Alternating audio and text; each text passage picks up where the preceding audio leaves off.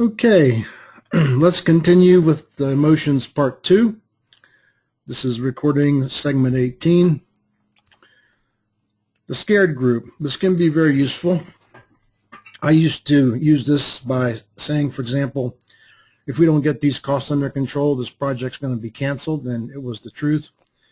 Fear can be very useful to mobilize action. However, like any of these emotions, except maybe the glad group, overdoing it can have the opposite of the effect that one wants. How about expressing love? I have no problem talking about the love for what I do or the affection I feel for my team or loving my job. This is from Confucius. Choose a job that you love and you will never work another day in your life. So I've been interested in how people answer the question, how are you? In various countries, it's done quite differently. In Japan, if you ask how you are, the question is, "O genki desu ka?" And you say genki desu means it's about your life energy. In China, I'm told, and I won't try and pronounce it because I can't make these tones that characterize Mandarin or even worse, Cantonese, but I'm told that the historic question was, did you eat today? And the answer is, or rather, the question is, how are you? And the answer is, fine, I ate today. And more recently, how are you? The answer is, fine, my stocks are up. I don't know if that's true, but it's kind of fun. In Ireland, I noticed traveling there that when people say, how are you? The answer is, fine, the weather's good, when it's not. In the U.S., where I live most of the time, it's really interesting. People say, fine, I'm really busy, like there's some kind of merit to busyness. And another answer that I heard, and this, by the way, this started with my undergraduate classes at the University of Colorado. People would say, I hope you're really busy. So why is busyness a good thing? I want you to think about the way we all live in time starvation. I think everyone can relate to this worldwide. And I think we may be addicted to busyness. Here's a definition of addiction: continued use of a mood-altering behavior with life-damaging consequences. I suspect that what's going on is that we feel anxious if we're not busy, and we're not accustomed to processing our feelings the way we should. So we try to eliminate the anxiety by busyness. And you cannot feel emotions if you're busy. So if I said to you, feel sadness, feel glad, feel mad, it takes time to process emotions. They're slow. Again, back to this whole body thing. And by the way, you see how busyness is so close to the word business. So are we using our busyness to avoid feeling the anxiety of just being quiet? Try some things to slow yourself down and prepare yourself to feel your emotions. How about this? Before you answer the phone, take 2 deep breaths. Close your eyes for the conversation. Nobody will suspect you did this except they'll have a deeper sense of feeling heard, which is a big inclusion piece, a big important piece of feeling included. How about this, to take pauses in the day? I used to take a 15-minute pause before any important decision meeting. For example, one of the big ones was the Hubble Space Telescope failed its first thermal vac test. This is a test where you put a system like a space system into a chamber that has simulators for the sun and pumps down to the vacuum of space, and you test how the thermal system works. It failed. I had to decide whether we would, after we made the fix, retest it, which would cost $25 million, 2 months of schedule, and risk the loss of the whole telescope because the test chamber was on top of the San Andreas Fault in California, or would we proceed to launch? A thing like this, I would take time just to get myself absolutely clear in my mind. How about taking a pause before you eat, just to be thankful for the good life we have? Here's a great storyline shift. What would it be like if when you found yourself waiting, whether you're in a doctor's office or you're in traffic, and named it as found time and then enjoy it? How about scheduling quiet time for yourself? It's really interesting. In the American culture, if someone sees you alone in your office, they will have no problem whatever to come in and interrupt you. The assumption in the U.S. is that if you're by yourself, you're doing nothing important. In much of Asia, it's the opposite. And there it's assumed if you're by yourself that you're doing something important, you're quiet, it's valuable time. And in America, if you're in a meeting, people will not interrupt you. And in Asia, they'll interrupt you.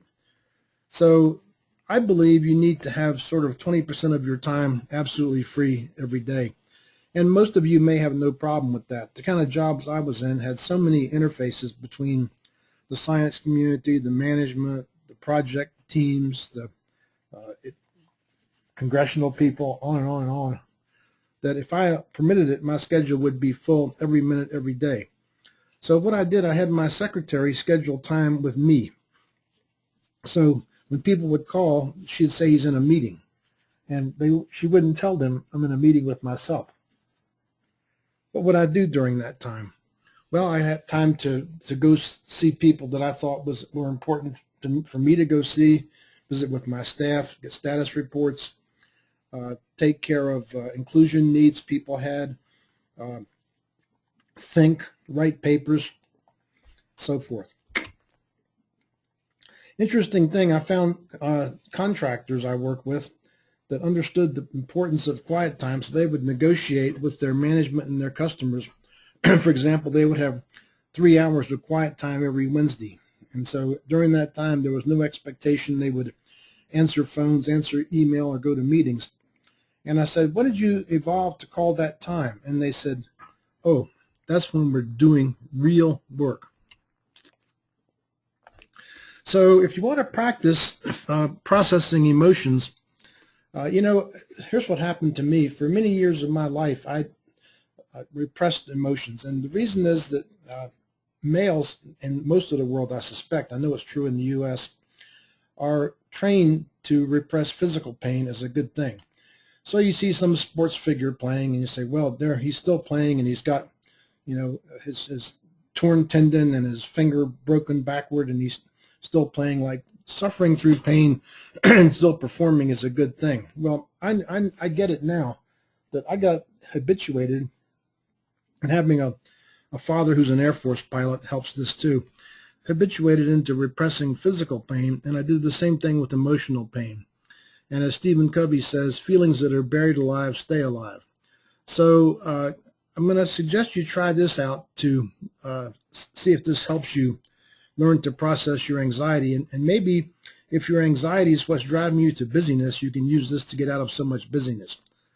So decide you're going to do nothing for 10 minutes. If this worries you, set a timer so you won't go 11 minutes.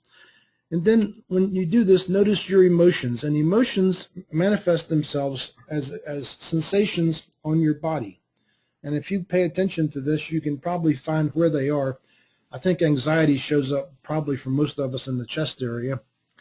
And so just bring your attention and feel it. Now, the best thing I know to alleviate the discomfort is to belly breathe. And so let's all stand up. And I'm going to ask you to put your hands on your stomach.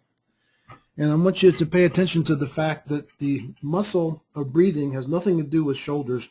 It's the diaphragm, the broad muscle that separates the lungs from the organs below. And I want you to let your air come in and your stomach go out. Everyone stand up and practice this. Oh, it feels so relaxing. My home back in the U.S. in Boulder, Colorado is at 7,000 feet altitude, which is, almost 2,500 meters. And at that altitude, the air is very thin, so you need a really big stomach to breathe. That's why my stomach's so big. Okay. Sit down, relax. I think you know that all great athletes belly breathe. I had a great time to see this. The U.S. Women's basketball team, swimming team won a gold medal after they swam a relay race. Everybody swam. They got up on the podium, and they're standing there with these flimsy bathing suits, and all their bellies are going in and out. All singers breathe. The practice of yoga, pranayama, is all about breathing.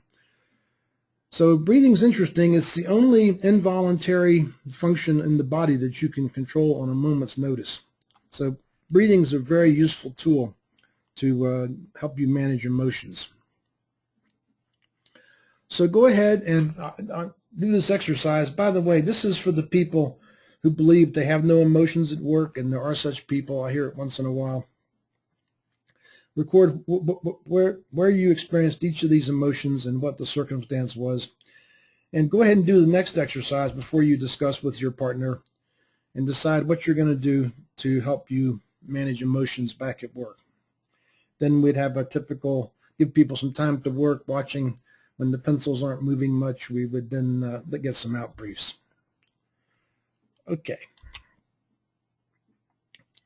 Then we get, this is the out brief section. Ask people to talk about where they felt these emotions and what it was like.